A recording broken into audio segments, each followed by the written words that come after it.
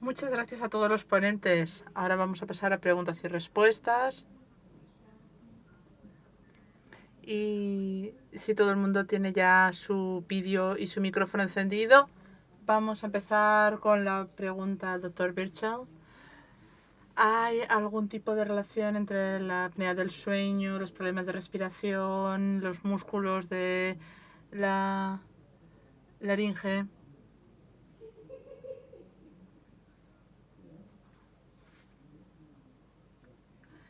Mi vídeo parece que no funciona, pero espero que me podáis escuchar. Bueno, cuando tienes apnea del sueño que es obstructiva, puede suceder a distintos niveles. Todos estos niveles se pueden ver afectados por Ehlers-Danlos. De hecho, suele tener mucho que ver con el nivel palatal. Sabemos que tienen un velo del paladar muy alto y por lo tanto no suele haber tanto problema palatal. Pero el movimiento de la base de la lengua puede incrementarse, desde luego por esa hipermovilidad. Y lo que hemos visto también es que alrededor de la arteria aretinoide hay una cierta movilidad y hay una contribución a distintos niveles en las personas que tienen Ehlers-Danlos. Pregunta para el señor Wood. ¿Cuáles son los ejercicios que podemos hacer para mejorar el movimiento de las cuerdas vocales y de la deglución? Bueno, pues tenemos dos partes. Tenemos voz y deglución. No son siempre los mismos músculos los que participan y no hay una panacea, pero sí que podemos decir que los ejercicios tienen que centrarse en los síntomas específicos a tratar. No hay unos ejercicios generales, genéricos que valgan, pero se puede trabajar la voz, es verdad. Tenemos ejercicios de semioclusión que se pueden ver en YouTube, pero yo creo que en el caso de la hipermovilidad hay muchas personas que te pueden decir que, por ejemplo, tienes a los cantantes como atletas de la voz, ¿no? Lo vemos y muchos de los cantantes profesionales tienen algún nivel o tipo de hipermovilidad, pero calentar la voz, hay muchas aplicaciones para hacerlo, ¿no? Si tienes dificultad, por ejemplo, a la hora de cantar y quieres mejorarlo, pero vamos a imaginar que simplemente queremos mejorar la calidad de la voz o esa cualidad atlética de la voz. Bueno, pues hay que plantear qué enfoque quieres, pero hay un montón de aplicaciones y bueno, hacer un poco de calentamiento de la voz no tiene ningún peligro. Si duele, eso sí, o si molesta, bueno, entonces ahí hay algo que quizá no.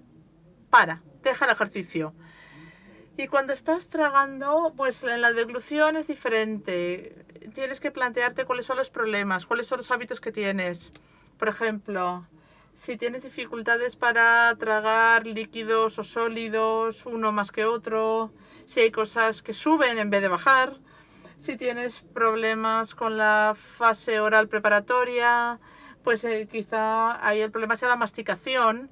Entonces es mejor que si vas a tragar algo sólido, semisólido, lo hagas con líquidos, porque los fluidos ayudarán. Lo que decía de las píldoras o las pastillas, si tienes que tomar una medicación en pastilla, pues mezclarla con algo líquido o tómatela en formato líquido. Pero siempre se pueden hacer ejercicios, pero no hay un ejercicio de nivel, este vale para todo, esto es una panacea. Siempre recomiendo ir a un foniatra, un logopeda, a un especialista en este área y en Ehlers-Danlos, porque si haces un ejercicio de voz y te duele, dices, vale, hay molestia y dolor, paremos. Eso es lo primero. Gracias. Doctora Kapfirer. ¿Es más frecuente tener caries cuando tienes HSD o Ehlers-Danlos? No, no son más comunes. Hay algunos casos menos frecuentes, como por ejemplo artrocalasia o dermatoparaxis, que suelen ir asociados con un defecto hereditario de la dentina. Pero no tenemos ese problema, por ejemplo, en el SET hipermóvil, al menos hasta donde yo sé, porque no tenemos datos específicos. Pero los pacientes que yo he tenido con SET hipermóvil no presentan más caries o problemas de caries que otro paciente que no tenga Ehlers-Danlos. Y de vuelta al doctor Birchall. En cuanto a la pérdida de audición, ¿hay alguna prueba que demuestre que el movimiento de los huesecillos del oído en hipermovilidad afecta a la audición? Bueno, esto es algo muy interesante. Es una pregunta que tenemos que analizar el lunes. No tenemos pruebas todavía. Pero tiene su lógica, de hecho, porque estamos hablando de la articulación más pequeña del cuerpo. Y sin duda uno puede medirlo, hay audiometrías para ello. No hemos visto muchísima pérdida de audición que podamos decir que se deba concretamente a Ehlers-Danlos, pero quizá porque la vía auditiva tiene redundancia y, por decirlo así, tiene como cierta recuperación. Pierdes cosas aquí, pero las recuperas allí bien a nivel de cerebro, en la parte del micrófono de la cóclea o los pequeños huesecillos. Digamos que no hemos visto mucha perdición auditiva, pero sí hemos visto muchos mareos, hemos visto acúfenos, sobre todo cuando hay problemas de compresión en ciertas partes del cuello. Pero es una buena pregunta que, ¿por qué no? Vale la pena analizar.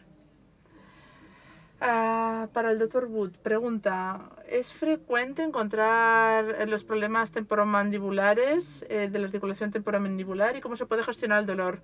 Bueno, yo he visto pacientes con ese tipo de problemas de la articulación temporomandibular. No hay estudios como tales sobre este síndrome, pero sí que he visto pacientes con este problema. Es un área de investigación en la que hay que trabajar más, como otras tantas. La gente muchas veces tiene mucha tensión en esta parte de la articulación. Tenemos pacientes que incluso tienen luxaciones y dislocaciones. Y a veces está demasiado laxa o demasiado tensa. Y tienes que intentar encontrar un punto de equilibrio, ¿no? O relajar por un lado o tensionar un poco por el otro, porque a veces hay que ver dónde está la hiperextensión en un lado o en el otro. Por ejemplo, teníamos a un paciente con mala oclusión, se le hizo una cirugía mandibular y esa articulación tuvimos que reeducarla, trabajar el mecanismo de masticación para que volviera a un funcionamiento normal. Pero más allá, yo no diría que veo una prevalencia especial o significativa. ¿Quiere comentar algo el profesor Birchall?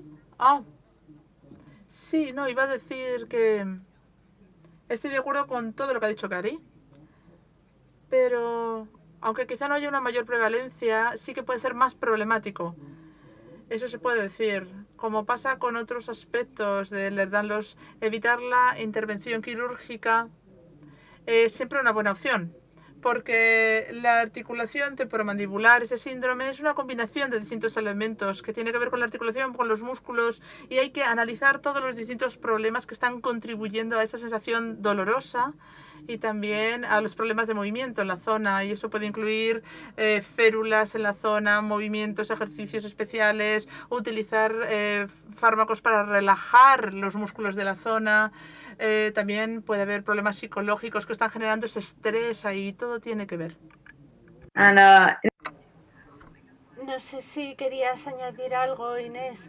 Sí, quería hablar de la prevalencia de los problemas de la articulación temporomandibular. Así que ha habido algunos estudios ahí fuera de 210 pacientes con SED que han sido investigados en este tipo de estudios y 100% presentaban este problema de la articulación temporomandibular. En la mayoría de ellos presentaban dolores, tenían signos de una mala articulación, le hacía clic la mandíbula, etcétera. Así que este tipo de problemas temporomandibulares son muy prevalentes entre los pacientes que sufren el síndrome de Ehlers-Danlos. Y una pregunta más para ti.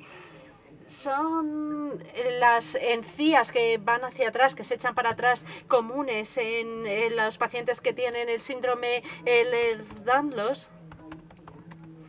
Son muy comunes dentro del EDS periodontal, esas encías retraídas. No deberían ser más comunes que los que hay en la población general. Para este tipo de encías retraídas no tenemos que tratarlas, no hay un tratamiento, porque esa no es la enfermedad, no es la patología.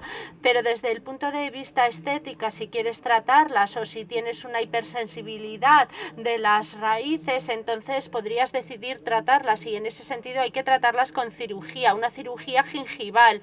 No es una cirugía muy importante, solo necesitas utilizar un anestésico local y tardas más o menos 1 hora a cubrir esta cirugía de encías retraídas, pero ese es el único tratamiento que hay. Bueno, pues eso era lo único para lo que teníamos tiempo. En realidad sí que había cientos de preguntas para vosotros, pero seguiremos con nuestra línea de ayuda, porque es que esta área, como habíais mencionado todos, en la que se ha hecho tan poca investigación, que todos queremos aprender. Pero muchas gracias a todos por vuestro tiempo y por vuestras conferencias. Ha sido muy educativos y muy beneficiosos. Tenemos 10 minutos de pausa, lo sentimos, porque tenemos tanto contenido que queremos escuchar de todos y estamos empaquetando todo. Pero lo bueno de estas conferencias virtuales es que podéis estar sentados en vuestra casa comiendo algo y nadie se va a dar ni cuenta. Así que venga, coger una pequeña algo de picar y volvéis a sentaros en unos minutos. Gracias.